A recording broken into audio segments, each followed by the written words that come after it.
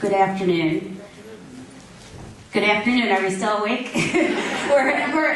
we're halfway through, but I think one thing that you're going to notice from my presentation is actually a repeating of some of the trends, disparities, and issues facing Indian country too that is similar to what's already been discussed. First, again, my name is Jennifer Cooper. I am the Legislative Director. I'm also a member of the Seneca Nation of Indians in New York State. And then also I would like to introduce the Vice Chairman of the National Indian Health Board, Buford Rowland, who is also here. He is actually here. He'll be testifying before the Health Subcommittee in regards to diabetes. So we're kind of tackling all the issues at once here. Just to give you a little background on the National Indian Health Board, we're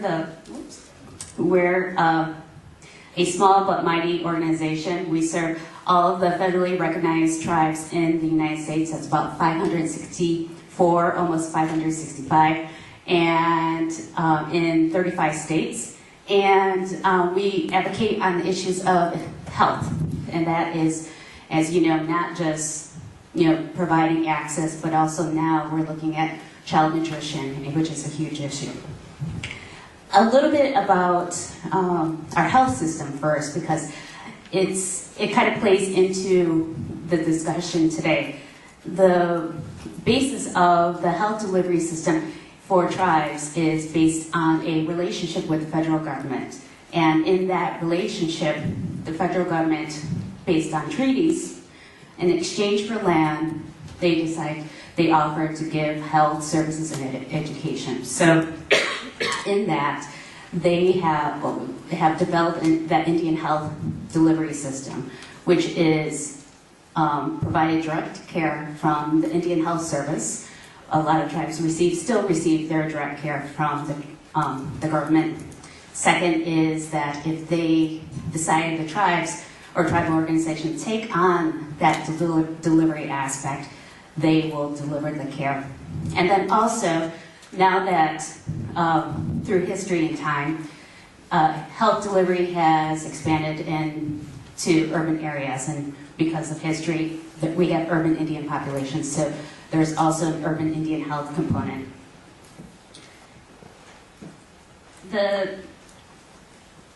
So really, we work with the Indian Health Service a lot, and so that's the basis.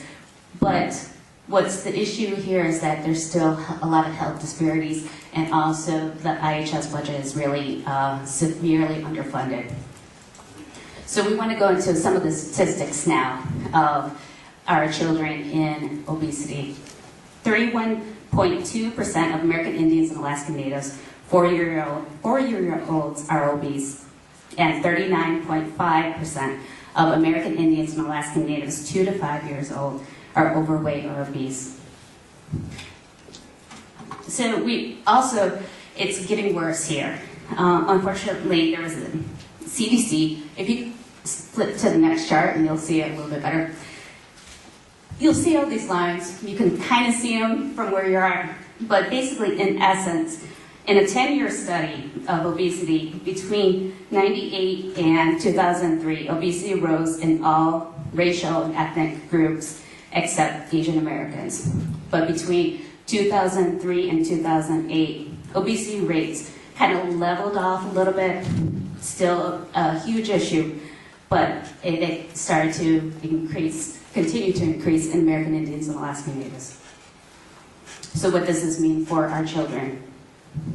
Again, same issues. A diagnosis of diabetes earlier. 4-year-olds are being diagnosed with type 2 diabetes. Another NIHB board member was testifying last week, and he mentioned that of all the students on his reservation, 37% are pre-diabetic. Another, diabetes is a huge issue, and I can speak to that personally. I don't have diabetes, but growing up in a Native family, you are just used to having your elders be diabetic.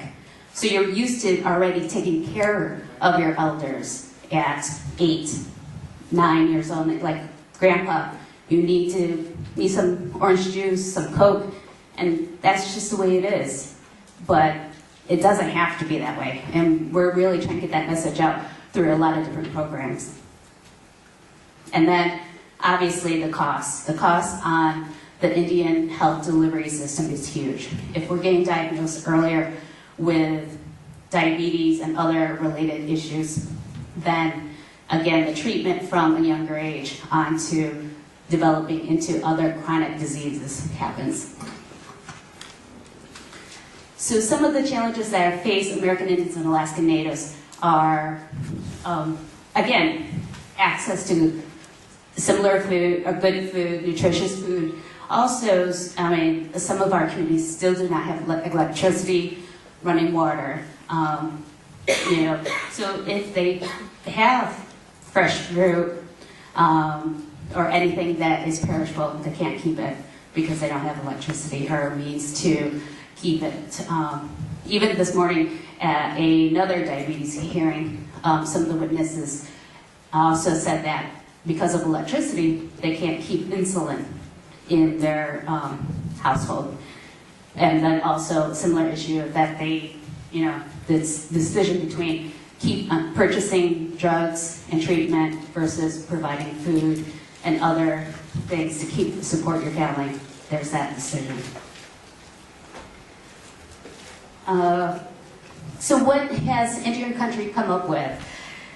Some of the things that, obviously, more money and access and helping access. One of the programs that have been that was addressed this morning was a special diabetes program for Indians, which is a community-based program that not only treats and prevents diabetes, but also encourages adults and youth in physical activities. So there's programs like that, and a lot of tribes are also incorporating how to go back to traditional ways and grow traditional food that's, comes from the land and is part of their tradition and culture, and provide that to the community. So,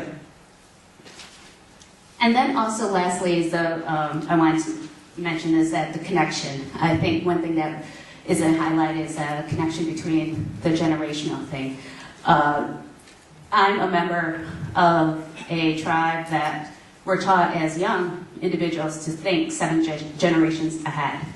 And part of that is also to think about even the connection between a mother and child. If the mother doesn't have access to food, her child may not have access to food, good nutritious food, which also leads to diabetes, which is just one of the biggest issues in Indian country. So there's a lot of ways to think about this, but it comes back to access, activity, and engaging the entire community together in providing a solution. So thank you for your time, and thank you again for everyone on the staff.